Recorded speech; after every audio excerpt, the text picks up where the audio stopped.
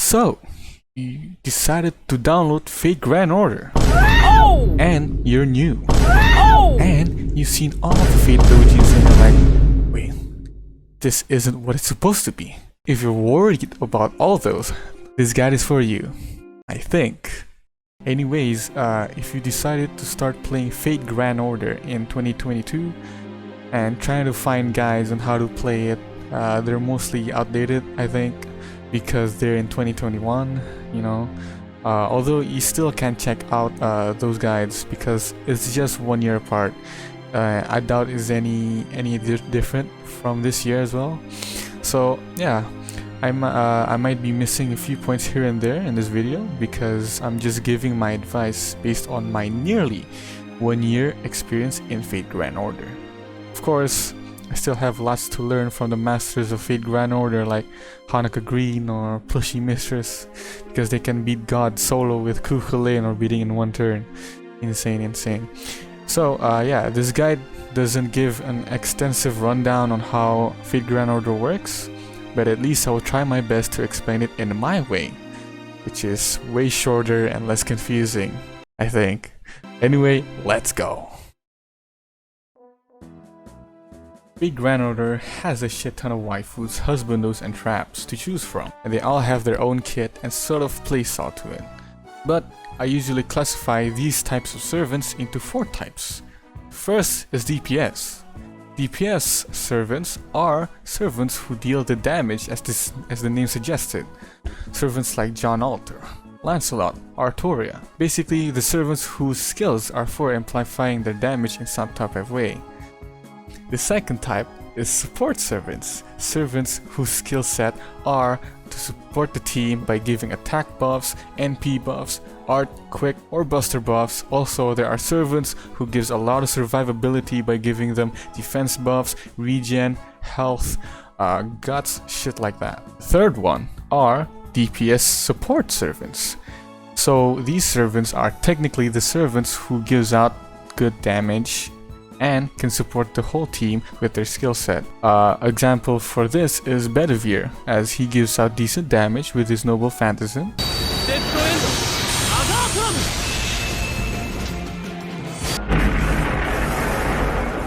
And has skills that can support the team, like NP up buff, or Narrow Bride, as she has targetable buffs.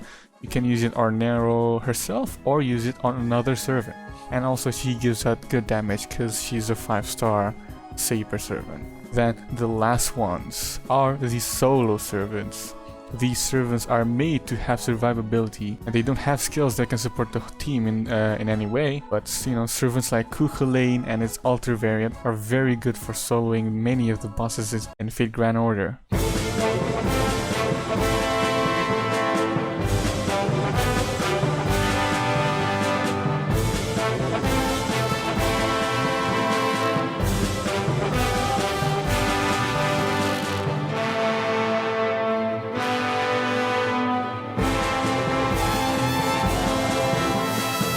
They have an evade skill, guts, which makes it very hard for them to die compared to them in Fate Stay Night.